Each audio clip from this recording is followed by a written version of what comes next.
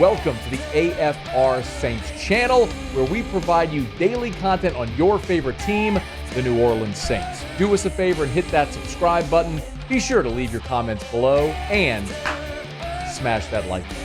Who dat? Saints will hit the practice field on Wednesday, and when they do, they'll have two new offensive linemen on board.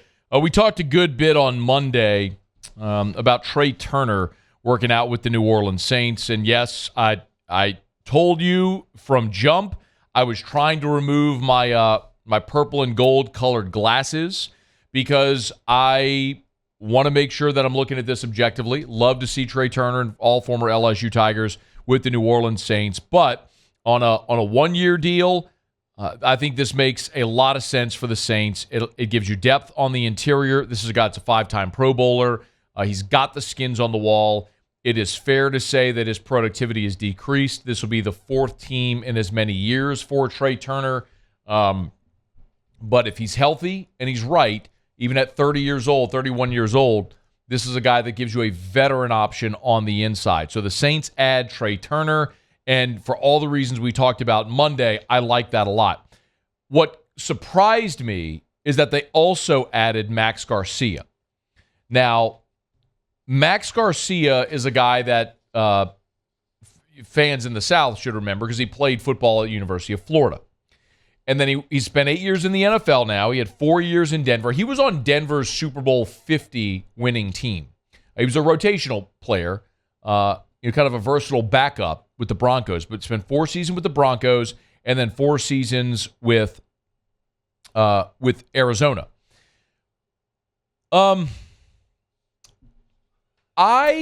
Here's the thing that's intriguing about Garcia. Garcia's versatility is what is the most intriguing piece.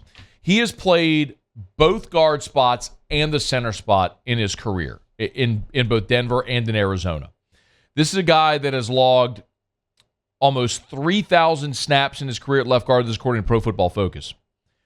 Just under 1,000 reps at right guard and about 300 reps at center. So he's played 3 interior spots in the NFL. He was a 4th-round pick by Denver out of Florida. And I mostly just love that the Saints are adding players on the interior. Now, yes, I wish they were getting younger. I wish the Saints were adding younger players on the interior, not guys that have been in the league for 8 years and guys that are in their 30s. But I do love that they're adding experienced, talented, veteran guys to push underperforming players. That is a great thing.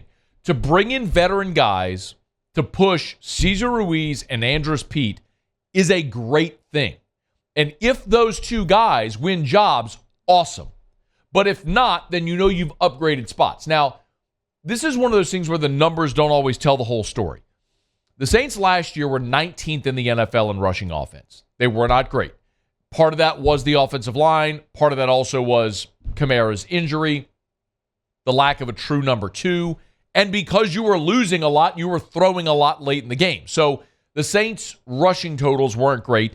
And similarly, they allowed the 5th fewest sacks in the NFL, only 38 sacks allowed. So part of that is maybe play calling, hat tip, veteran player and Andy Dalton for getting rid of the ball quickly. And sure, the offensive line as well for holding up at times.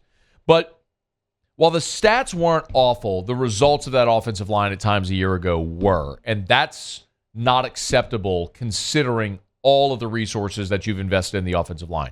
Eric McCoy was a 2nd-round pick. Pete and Ruiz were first-rounders. Ramczyk was a first-rounder.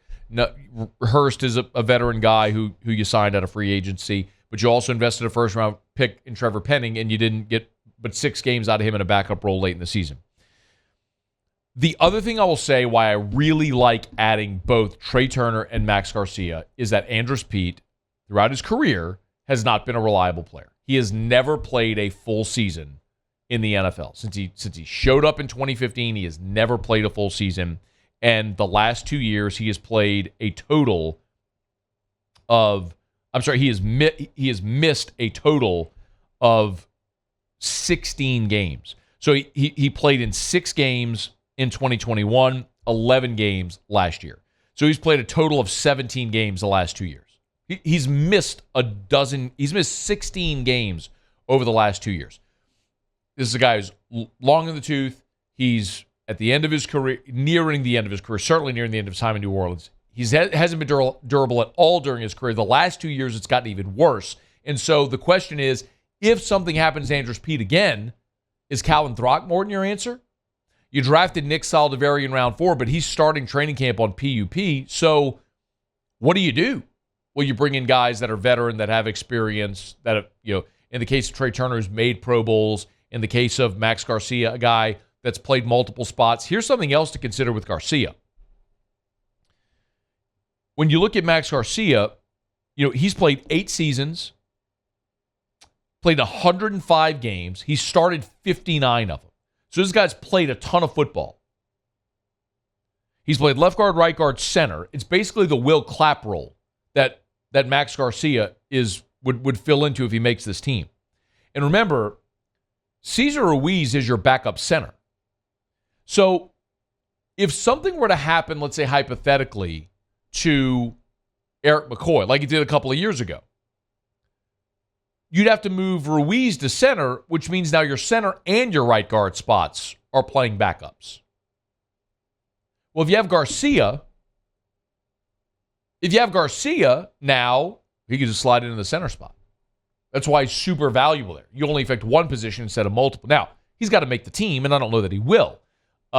Usually, you're going to have your starting 5 and a rotational guy that can play tackle and a rotational guy that can play on the interior. And then maybe an 8th offensive lineman if you need a center. But let's assume you've got your 5. Trevor Penning is 6. Is Throckmorton 7, or do you see these 2 guys win jobs? Does Saldiveri make the team, or does he start the season on PUP and then ultimately go to IR? I don't know. I'm just throwing out scenarios. But competition from experienced, accomplished veteran players to push underperforming young players is always a good thing. In the NFL, you are never staying the same. You are getting better or you are getting worse. And adding these 2 guys, if nothing else, gives you options on the interior of that offensive line, which you need. So Trey Turner and Max Garcia added to the Saints roster.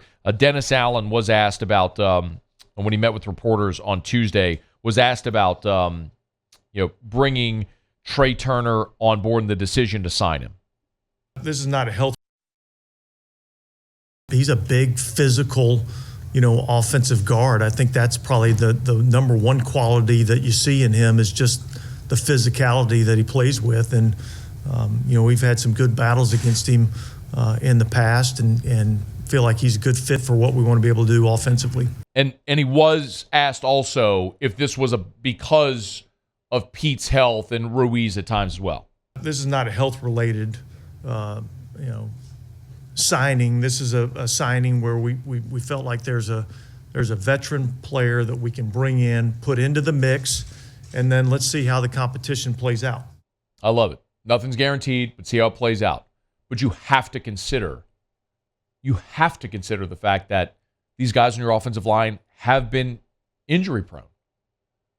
And maybe it's a scenario where you cut Trey Turner and nobody picks him up. And then in week 2, Andrus Peat stubs a toe.